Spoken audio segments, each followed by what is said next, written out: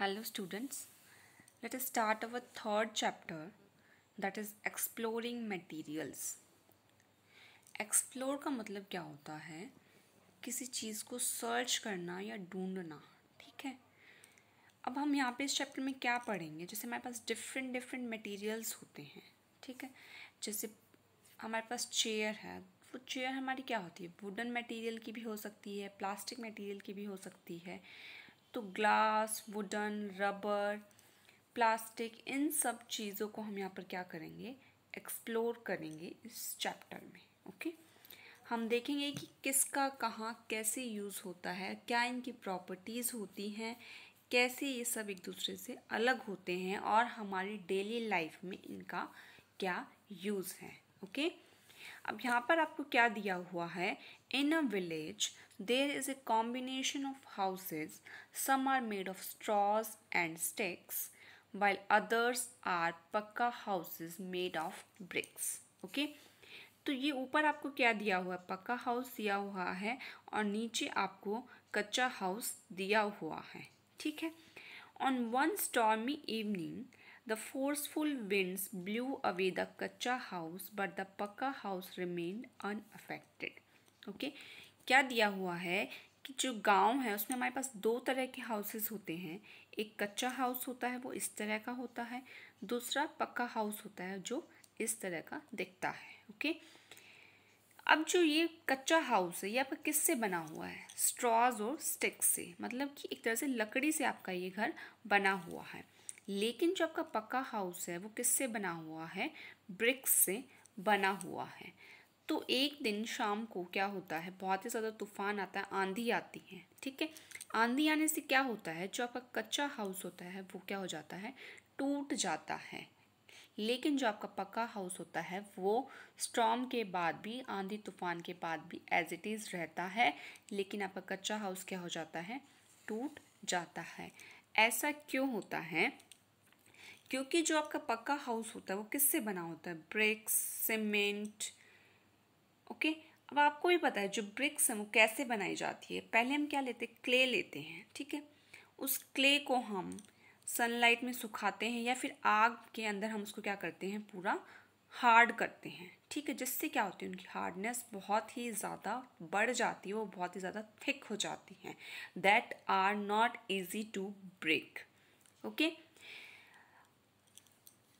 दूसरा इसकी जो फ्लोर्स होते हैं, सीलिंग्स होती हैं, वॉल्स होती हैं, सब क्या होती हैं, ब्रिक्स से, स्टील से, आयरन से, ये सब हम इनमें यूज़ करते हैं। जैसे हमारी जो सीलिंग वॉल होती है, ठीक है, जो हमारी छत होती है घरों में, हमें भी पता है उसमें जैसे हमारा क्या होता है, लेंटर आता है, ठीक है। उसमें हम क्या डालते हैं, लेकिन उसमें पहले हम क्या डालते हैं, आयरन यूज़ करते हैं, ताकि वो हमारी जो सीलिंग है वो क्या रहे, स्ट्रॉन्ग रहे, ठीक है। इन द सेम वे आजकल लोग क्या करने लगे हैं, लोग कि घरों में जो नीचे आपका, पहले क्या होता है, पहले नीचे घरों में क्या करते हैं, खुदाई करते हैं, उसके बाद हम अपना घर बनाना स्टार्ट करते हैं। नीचे भी आजकल हम लोग क्या लगाना शुरू कर दिया, हमने आयरन रोड्स लगाना शुरू कर दिया है, ताकि ड्यू टू द अर्थक्वेक हमारे घरों को कोई नुकसान ना पहुँचे, हमारे घर बहुत ही ज़्यादा स्ट्रॉन्ग बन सके, मजबूत बन सके। Okay, now next is materials we use in our daily life. Materials are used to make many non-living things that we use in our daily life. All the non-living things are made of materials. जितने भी non-living things है वो किससे बने हुए हैं, materials से बने हुए हैं। Some materials such as rubber, leather and wood come from living things and some materials such as metals, rocks and bricks come from non-living things. अब हमारे पास कुछ मटेरियल क्या है, जैसे रबर है, रबर हमें किससे मिलता है, ट्री से मिलता है। लेदर भी हमें लिविंग थिंग्स से मिलता है, वुड भी हमें कहाँ से मिलता है, लिविंग थिंग्स से ही मिलता है। ओके, लेकिन जो मेटल्स, रॉक्स, ब्रिक्स होती हैं ये हमें कहाँ से मिलते हैं, नॉन लिविंग थिंग्स से। ओके, अब हमारे पास थिंक साइंस में क्या दिया हुआ है, what help the pakka house to survive the storm. ये हमने डिस्कस कर लिया है कि वो कैसे सर्वाइव कर सकता था और कच्चा हाउस आपका क्यों गिर गया। क्योंकि हमारे जो स्ट्रॉज और स्टिक्स से जो हाउस बना हुआ होता है वो क्या होते हैं, हल्के होते हैं, जो आंधी और तूफान में उड़ जाते हैं। एक पॉइंट यहाँ पर और है कि जो कच्चा हाउस होते हैं आपके, जैसे लकड़ी के जो हम घर बनाते हैं, इनको हम आज भी यूज़ करते हैं। कहाँ यूज़ करते हैं? जहाँ पर हमारी मिट्टी जो है वो ढह जाती है। जैसे हमारे ये होते हैं माउंटेन्स होते हैं, माउंटेन्स में क्या होता है, मिट्टी के ढहने का बहुत ही क्या होता है, खतरा रहता है। तो वहाँ पर भी जो लोग बहुत ही ज़्यादा ऊंचाई पे घर बनाते हैं वो किससे बनाते हैं, लकड़ी से ही बनाते हैं। वहीं पर ही इनका यूज़ होता है। क्योंकि क्या होता है, अगर मान लो कोई आपका माउंटेन्स ढह गया, मतलब गिर गया, ठीक है, उसकी मिट्टी गिरना शुरू हो गई, तो घर भी क्या होगा, उसके साथ ही गिर जाएगा। तो उससे क्या होगा, ज़्यादा नुकसान, लॉस नहीं होगा। हम जो है लकड़ी का घर दोबारा से उन लकड़ियों को जोड़कर बना सकते हैं। ओके, तो आजकल माउंटेन्स में ही ये घर यूज़ होते हैं और कहीं भी ये घर यूज़ नहीं होते, वो भी वहाँ पर जहाँ पर हमारे मिट्टी के ढहने का डर होता है और कहीं भी नहीं। ओके, नेक्स्ट इज कि हमारे पास क्या दिया हुआ है, some common types of materials. This is wooden chair, this doormat is made of fabric, glass window, plastic stool. Okay, all these objects are made of some common types of materials such as wood, plastic, metals and fabrics. Okay, अब हमारे घरों में जैसे mostly जो सामान होता है वो क्या होता है, इन्हीं तरह के मटेरियल से बना हुआ होता है। पहला है हमारा वुड, ठीक है।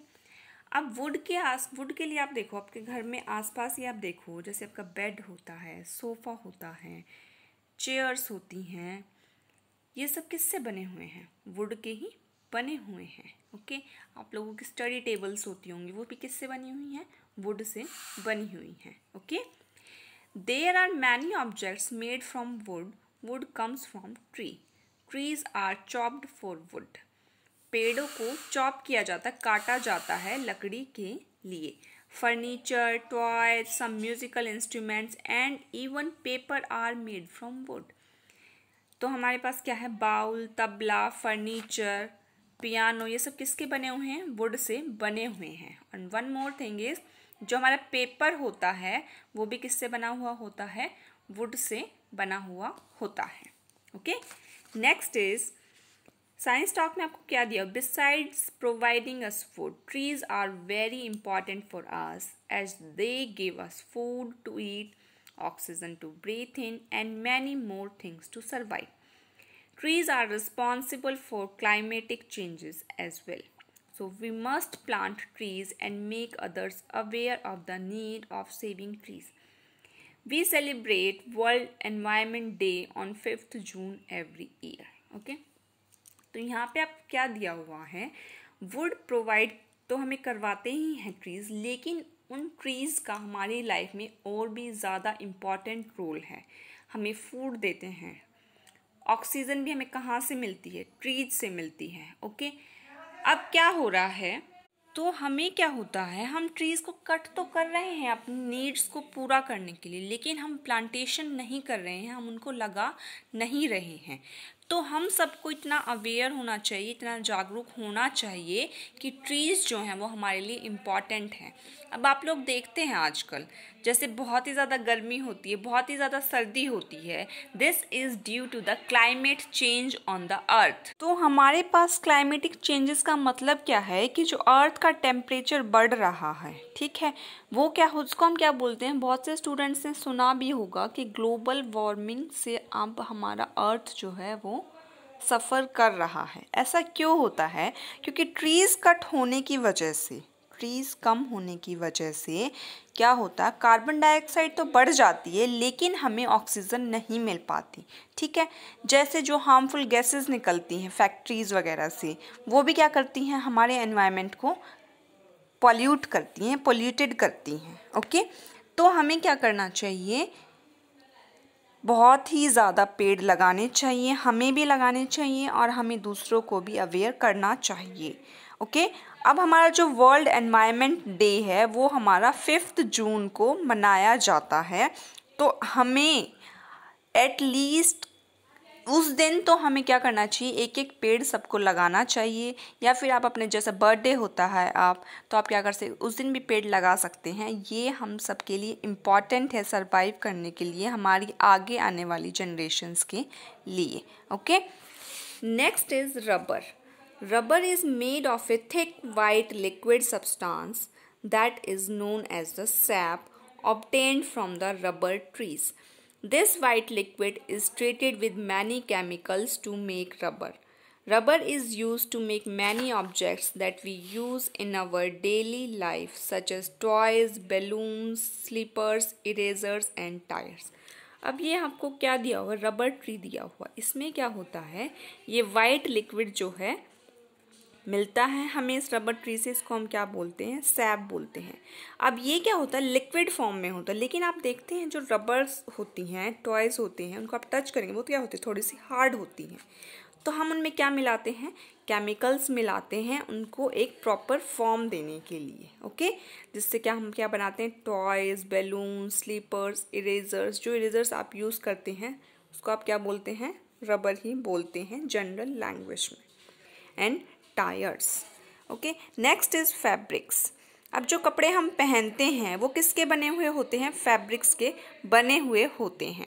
Different clothes are made of different fabrics. अब ऐसा तो नहीं होता कि सिर्फ एक ही फैब्रिक होता है। फैब्रिक का मतलब होता है कि जो कपड़ा होता है उसको हम क्या बोलते हैं, फैब्रिक बोलते हैं।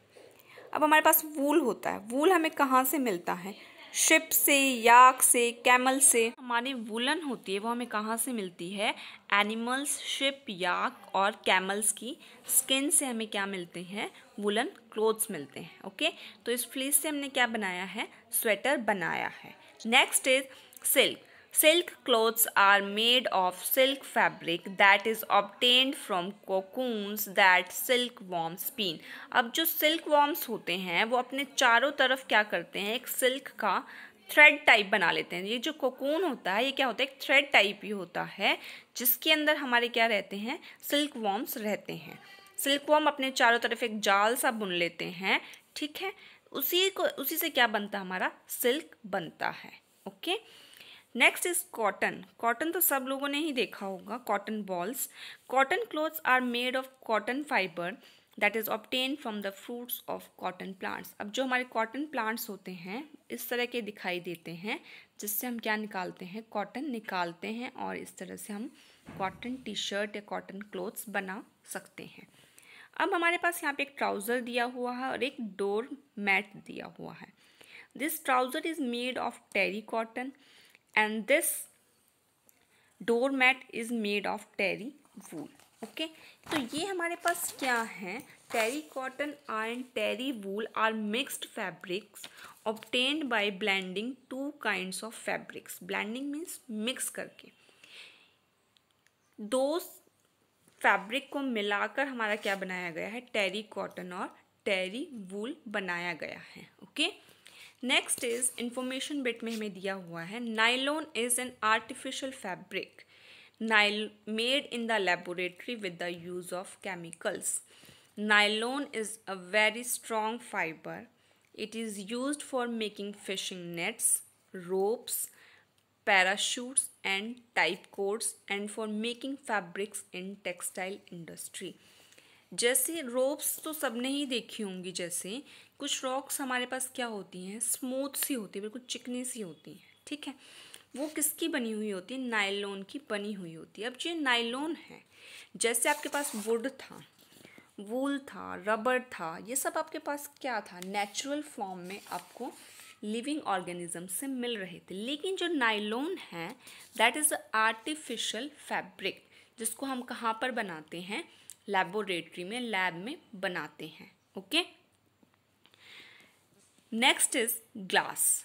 Glass is a material used to make many kind of things such as spectacles, window pane, bottles, drinking glasses, decorative items and television screens.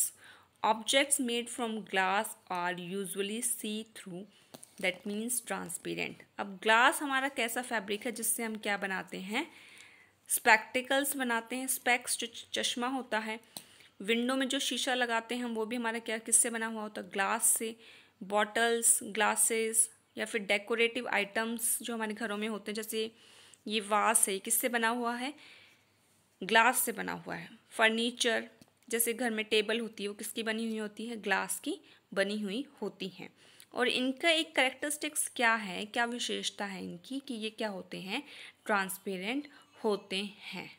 Okay, and that is it for today.